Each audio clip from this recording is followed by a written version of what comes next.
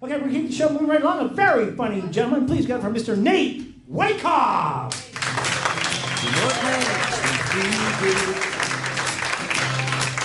Well, I love. I don't know why I got music.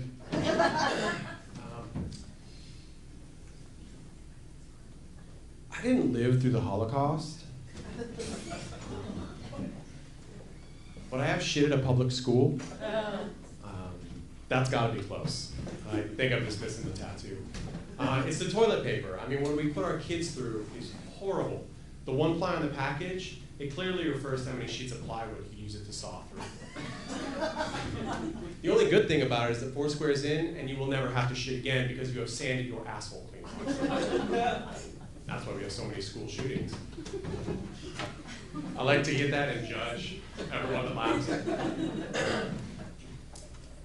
But now they want to arm teachers, and that's a terrible idea. I was a teacher for 10 years. Let me tell you, they make $25,000 a year. They deal with your kids all day. The first person they're going to shoot is themselves. It's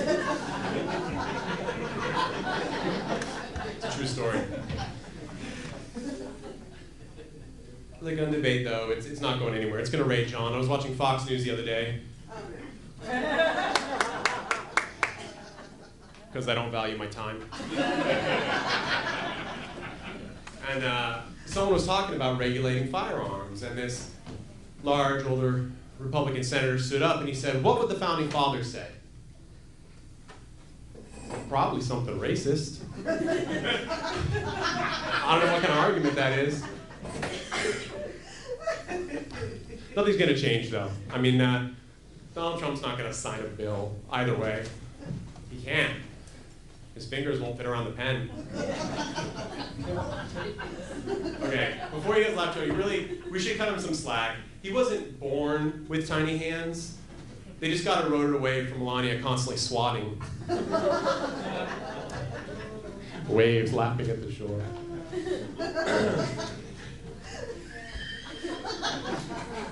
I wait, there's going to be delayed ones. Our public schools, though, there's a lot of stuff wrong. We know this. We still teach abstinence only.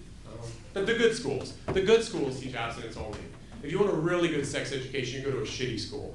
I went to a shitty school. By the time I was in my 2nd semester, 4 of my fellow classmates were in their 3rd trimester. The first health class lesson was what an 18-year-old could do with a 16-year-old and not go to prison.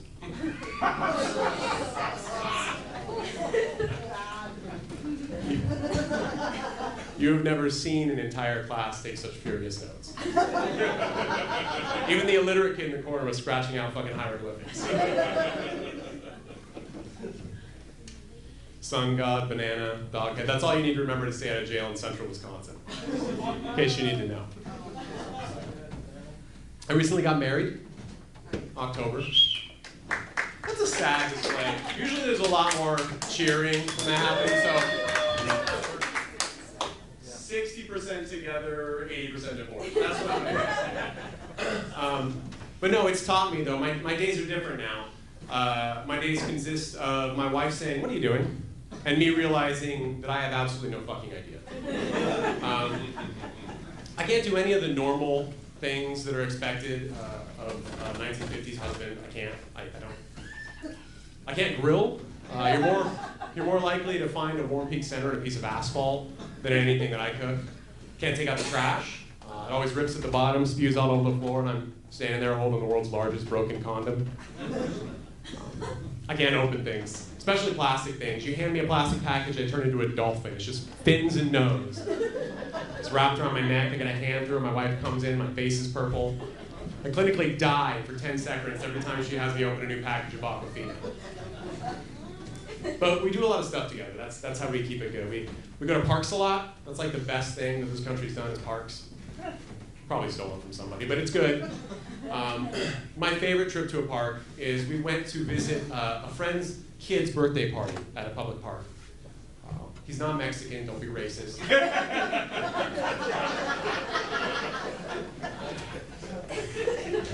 I'm just kidding, he's totally Mexican.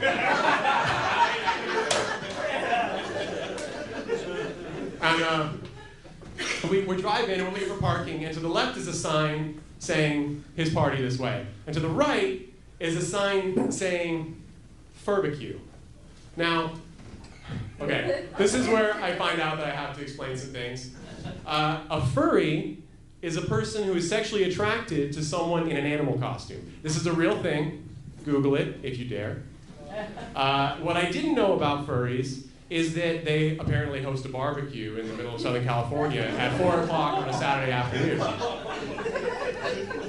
I also didn't know that when you have 300 Hispanic kids looking for a party and 300 furries looking for something else, you no longer have a community park, you have a community petting zoo. Best day of my life.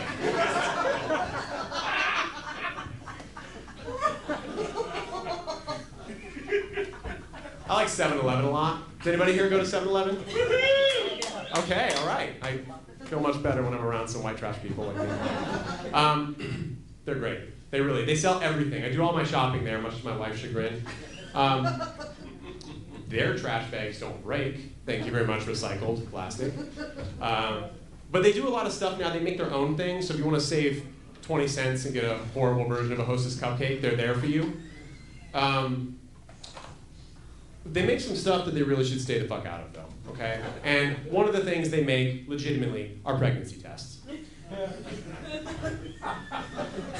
Let that sink in. Why would you trust something so important to a company that can't make a hot dog without injecting it full of buffalo chicken? It's only a step away before they make condoms. You know, they sell one brand that I would totally trust to make condoms. That is a Slim Jim. I cannot fucking snap into those things without a Bowie knife. Right? Gotta roll it up at the bottom like a tube of toothpaste and suck it out through the top.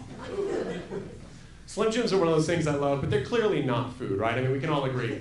They're not food. They're one of those things that my dog, who will happily eat rocks from the ground that may have touched food, will not eat a Slim Jim. Okay? But 7-Eleven specializes in that kind of stuff. Even the fresh section, okay? Turkey sandwich there, deli fresh. I walked out, I handed it to the ever-present homeless man on the curb, and he looked at me and goes, nah, man, I don't eat that. The dawning realization that I paid money for something that a homeless person doesn't want is still with me to this day. If you've never experienced that, let me give you the blowdown. You walk out, you hand something down, a man drinking sprinkler water out of an empty Mountain Dew can looks at you, and you register what he's thinking. There's a guy who makes bad decisions. My name's Nathan Wyckoff. Thanks, guys.